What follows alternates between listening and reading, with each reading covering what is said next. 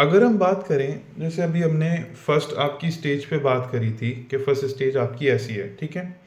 First stage के बाद अब हम जब सेकंड स्टेज की बात कर रहे हैं, जिसमें हम सेकंड स्टेज में आपके और ज़्यादा डीप में गए, तो हम ये कह सकते हैं हमें पता चला कि आपकी मनी से रिलेटेड कैसी सर्कमस्टांसेस होती हैं, कैसे आप मनी लूज़ कर देते हो, क्या क्या एक्ट होता है, हेल्थ आपको किस तरीके से इफेक्ट करती है, ठीक है। अभी तक हमने बोला था हेल्थ इशू, फिर हमने जाना कि हेल्थ इशू कहाँ पे ट्रिगर होता है, ठीक। फिर हमने जाना कि भाई हैबिट आपको किस तरीके से बन जाती है, विच जैसे टॉक्सिसिटी वाली, तुम नहीं हो बट तुम्हारे अंदर है, तो वही वो वाली चीज़। फिर हमने बात करी कि भाई साहब क्या कहते हैं, प्रेशर, प्रेशर वाला इशू बात करा। ये सब करने के बाद हमें पता चला कि तुम्हारे अंदर एक प्रॉब्लम है, वो है अंडर कॉन्फिडेंस फियर, ठीक। उसके बाद हम जब सेकंड स्टेज पे गए तब हमने पता चला कि फियर बचपन से तुम्हारे अंदर नहीं है, from your early childhood experiences हमें पता चलना स्टार्ट किया कि फियर तुम्हारे अंदर कैसे आया। और अब मुझे एक बहुत छोटी सी चीज़ बताना, जो तुम्हारे अर्ली चाइल्डहुड एक्सपीरियंस जो तुमने मुझे बताया, उसके अंदर मैंने तुम्हें 3 पॉइंट बताए। पहला, इग्नोरेंस इशू, कि लोग तुम्हें इग्नोर कर दिया करते थे। दूसरा, लोग तुम्हें कंट्रोल करते थे। तीसरा, कि तुम्हें ग्रुप में एक्टिविटीज करना पसंद था, but because of some conditions तुमको उस ग्रुप से जाने में डर लगने लगा, क्योंकि तुम्हें पता था कि वहां पे तुम्हारी तो टांग खिंचाई होगी। तो मुझे एक बहुत छोटी सी चीज बताओ, वो जो बच्चे के साथ एक्सपीरियंस होता था, जो 4 साल 5 साल 6 7 साल 8 साल का बच्चा था, वही बच्चे के अंदर फियर आज भी है जो 22 साल का बच्चा है। एम आई राइट और रॉन्ग? राइट? हाँ या ना में जवाब दो। हाँ, बट ये है कि बस लोग बदल गए हैं, कंडीशंस बदल गई हैं, फियर वहीं का वहीं है, बस बाहर दुनिया बदल गई है। सही? ठीक। फिर हमें समझ आया एक डीपर लेवल पे कि स्कूल में तुम्हारे साथ भी वही सब हुआ। फिर हमने और डीप में समझा कि रिलेशनशिप में भी तुम्हारे साथ यही हुआ। अगर हम देखें तो वो चाइल्डहुड जो एक्सपीरियंस था उसी ने डिफरेंट तरीके से, बट तुम्हारे रिलेशनशिप में भी वही इशू डाला। It is about your girlfriend, it is about your मतलब यंग कजन्स जो भी हैं, ठीक है। तो इस तरह, और एक चीज़ हमें समझ आई कि you have a very big problem with A controlling issue. समझ रहे हो? और अब मैं तुमको एक और बात बोलता हूँ कि तुम फ्रस्ट्रेट हो जाते हो जब तुम्हें कोई, मतलब तुम्हारी वन ऑफ द फ्रस्ट्रेशंस का रीज़न बोलूँ तो वो है, ये है कि जब भी तुम्हें कोई सामने वाला ऐसा इंसान दिखता है कि कंट्रोल कर सकता है, कंट्रोल करेगा मुझे, शायद वो करना भी नहीं चाहता, बट तुम्हारे अंदर फ्रस्ट्रेशन, एंगर, ये सब इंक्रीज हो जाता है, बहुत आता है। सो अभी हम लोगों को बात करते हुए घंटा भर होने वाला है, ठीक है। अब घंटे भर में तुम, अगर मैं बोलूँ, तुम बोले हो कम से कम 50 मिनट, 50 मिनट तो तुम ही बोले हो, बट यू सेड कि तुम्हारे अंदर प्रॉब्लम है कि तुम्हें किसी से बात नहीं करी जाती, ये नहीं करा जाता, वो नहीं करा जाता। अब मैं एक बात बोलूँ, क्या तुम्हारे अंदर कम्युनिकेशन इश्यूज हैं, कॉन्फिडेंस इश्यूज हैं, या फिर बिकॉज ऑफ इन्वायरमेंट वो चीज़ें बाहर नहीं निकल के आ पा रही?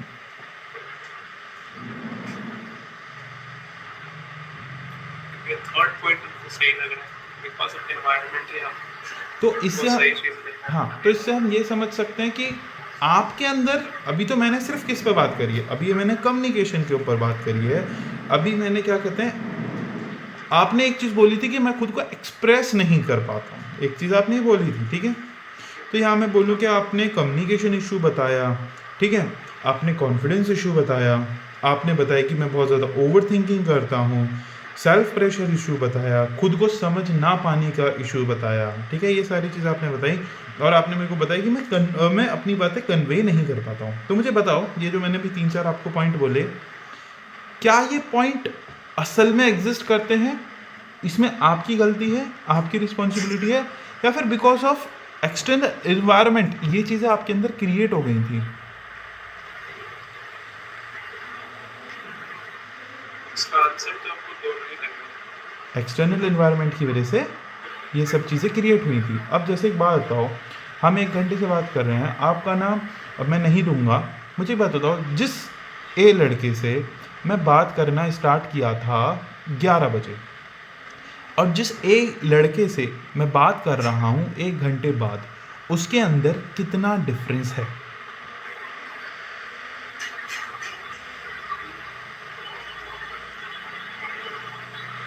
डिफरेंस क्लैरिटी तो हमें मिली है, जो क्वेश्चन है वो आंसर नहीं उसका। क्लैरिटी वाइज अगर बात की बोली जाए, क्योंकि बहुत कुछ खाली हुआ है मेरे पास। पहली चीज़ खाली हुआ है, दूसरी चीज़ बोलता हूँ, हल्का महसूस हो रहा होगा, वैसे थोड़ा हल्का महसूस हो रहा होगा, ठीक है। तो सुनने वाला it is not my credit कि मैं सुनने वाला हूँ, बट इट इज़ कि तुम्हारे अंदर तुम्हें ये समझ आ रहा है कि यार मैं वो नहीं हूँ जो मैं बता रहा था अपने बारे में, मैं कुछ और हूँ, but because of external environment में ऐसा बन गया था। इतना तो समझ आ रहा है ना। अगर मैं इसमें एक और चीज़ बोलूँ कि अब मुझसे बात करते हुए आपको एक पॉसिबिलिटी समझ आ रही है कि bro, it is a possibility for me to becoming a better version of myself. एक पॉसिबिलिटी समझ आ रही है ना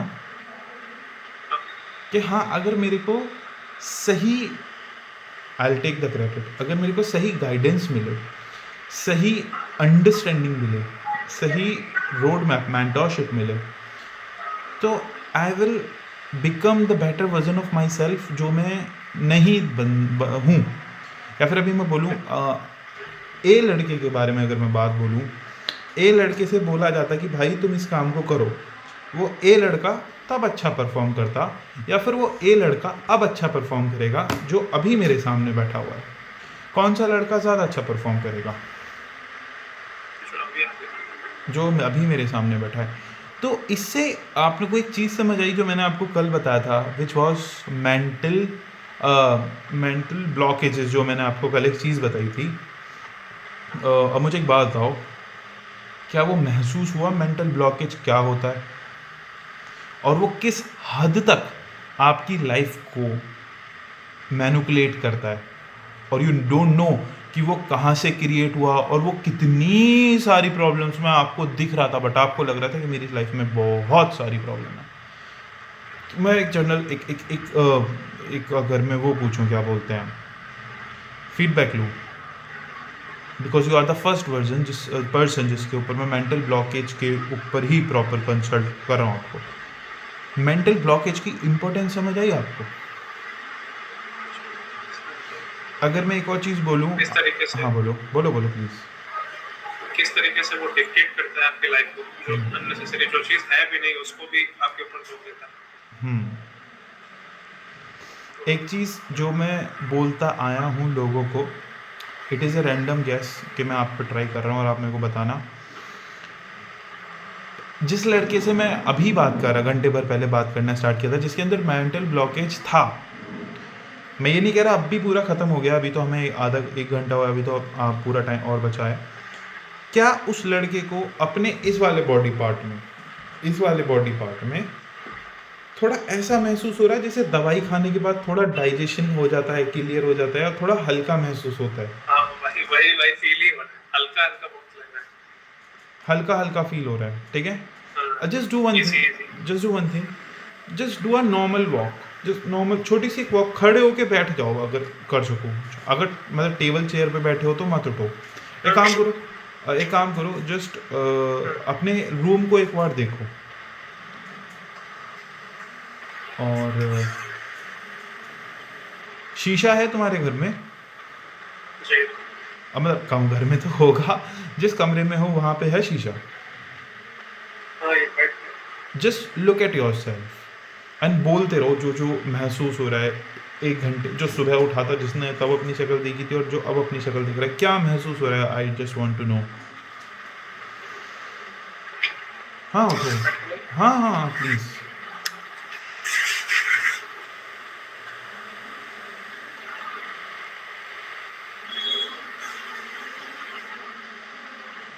बोलो।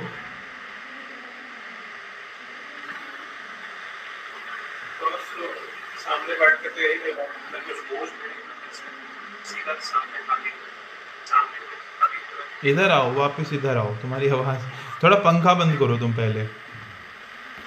हाँ, पंखा बंद करो पहले। ठीक है। मेरे भाई पंखा। हाँ, अरे वाह, तुम तो अमीर इंसान हो, तुम तो पंखा रिमोट से अरे बंद नहीं नहीं करते हो। भाई। Oh my God. अरे भोली सी जी। सूरत तो दिखा दो मेरे भाई। हाँ, हाँ कैमरा, हाँ। अब मेरे को बताओ, how you are feeling right now? हल्का हल्का बहुत फील हो रहा और है जो ऑनेस्टली। और जो अपने आप को भी शीशे में देखा, तब कैसा फील हो रहा था? मैं सामने बैठ के लग रहा है कुछ, मतलब वही हल्का में फीलिंग बहुत आ रहा था, कुछ उतर गया मेरे बॉडी से, कुछ बोझ उतर गया बहुत बड़ा। तो मैं इस चीज़ को सही इसे मैं खुद को बिलीव करता हूँ, बट मैं तुमसे भी बोल रहा हूँ, क्या तुमको अपने अंदर कुछ केमिकल चेंज लगा कि बॉडी में कुछ तो केमिकल चेंज हुआ है, जिससे थोड़ा, जैसे दवाई खाने के बाद होता है, कुछ तो फील हाँ, हुआ? सेंसेशन, सच सेंसेशन हो रहा फिजिकल फॉर्म में चेंज महसूस हुआ है ना? है। This is the power of mental blockage. अगर आपको है तो उससे किस हद तक आप प्रॉब्लम हो सकते हो आपको खुद भी नहीं पता। समझ रहे हो?